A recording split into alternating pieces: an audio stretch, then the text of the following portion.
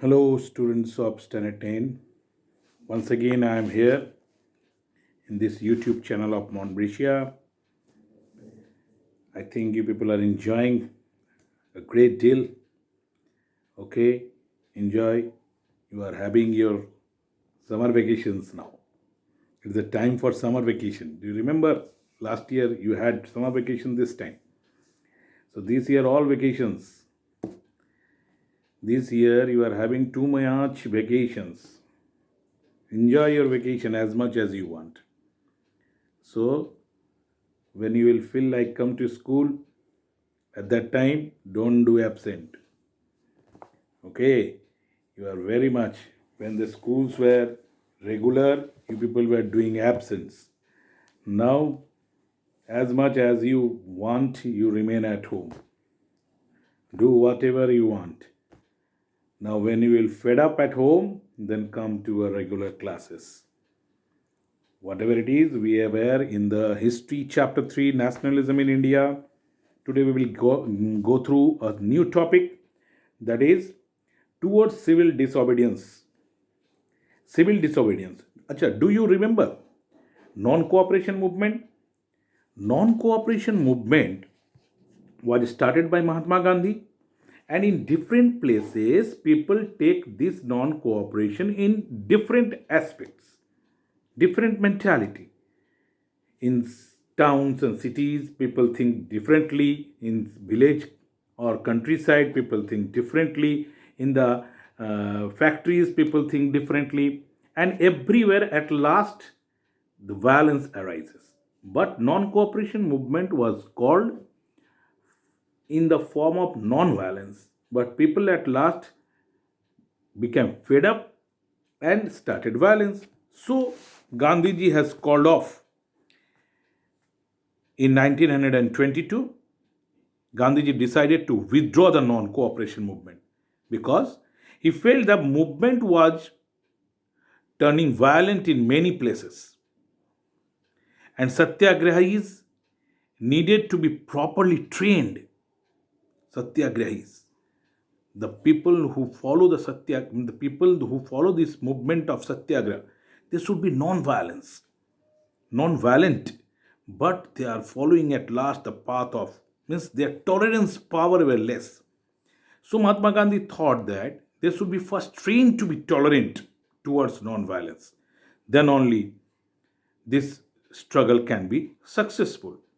But within the Congress, some leaders were by now become fed up of this mass movement. They wanted election with the British inside, that how the country will be run. Britishers are very cruel. Now there should be elections. So Motilal Nehru, C.R. Das, they wanted an election committee. But there are some young leaders like Jawaharlal Nehru, Subhash Chandra Bose. They pressed for more radical mass agitation. Mass agitation means mass, totally, altogether.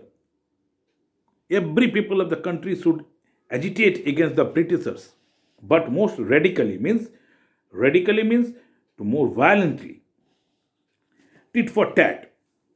In such a situation, there was an internal debate and discussion. Two factors again shaped Indian politics towards the late 1920s. The first was the effect of the worldwide economic depression. There was economic depression. Just like now, due to Corona, there was economic depression. In the same way, there was economic depression. Agricultural prices began to fall. Means whatever they now also you will see that the farmers are not getting proper amount for their agricultural product. As the demand for agricultural goods fell and exports declined, peasants found it difficult to sell their articles or their harvest and pay the revenue. So people are fed up, especially the farmers. They cannot sell their products to the different countries. They are compelled to sell them in a low prices, and they were in totally ruined. due to the high prices, but they are not getting proper amount for that, and they had to pay the revenue also to the government. So by 1930, the countryside was in turmoil, totally destroyed. This situation has compelled the Britishers to call Sir John Simon, to set up in response to the nationalist movement. Means everywhere in India there was movement against the Britishers. So Britishers had decided to send Sir John Simon at the statutory commission, one statutory commission means a group of people will think and talk and discuss about the situation, and new rules will be made. Very good. Indians also accepted at first. Yes, new rules will be made for the country people, for the countrymen. But when they found that in that commission there were no Indians, now suppose some problems are there inside your house, and it will be decided that what type of, how the problem will be handled. So some outsider come and say that I will handle your case. Okay, no problem, you will handle. But you should contact with the house people that what are the problems. There should be some member of the house to decide or to say or to speak out that what are the problems according to which the situation will be handled. But in that commission of Simon, there was no Indians. Whatever they felt like they have decided, they want to decide. They will make their laws again without any participation of Indians. So Indians' law will be made, India's laws will be made for the Indians, but there will be no Indian to discuss with. Will it be acceptable? No. So the Indians also did not accept it. So when Sir John Simon came to our country, they gave a slogan. Each and every Indian gave a slogan. What is the slogan? Go back, Simon. Go back, Simon. This is the slogan. Okay, because the Simon did not have this Simon Commission did not have any single Indian member. They were all British. When the Simon Commission arrived, every people has given the slogan that go back, Simon. So Jawaharlal Nehru and Subhash Chandra Bose became more assertive. More assertive. They wanted to do tit for tat.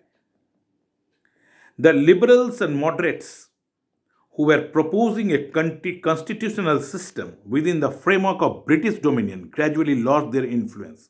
There were some people who were giving gradual petition that this should be done, sir, to the Britishers.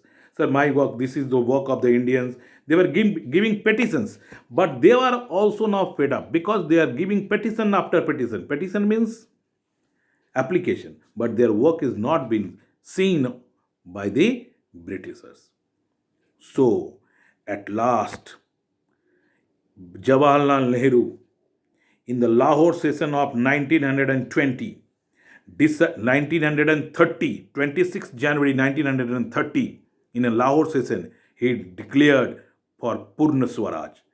And this date, 26th January 1930, has been from that day, that year, that day, they started celebrating as their Independence Day. So this date is very important, 26th January. But India got its independence in 14th August 1947. But from 1930, 26th January, they have declared as their Independence Day, Purna Swaraj. So it is a very important date up to 1947. But after in 1947, 14th August, 15th August is very important due to the Independence Day of our country. So till then, from 1930 to 1947, this date has been celebrated as Independence Day, 26th January. It will become null and void? No. So, although the constitution of our country has been prepared, made ready on 26th November 1949, it has been started, it has been circulated on 26th January 1950 to give some importance to this date, which has been so many days, so many years celebrated as Independence Day.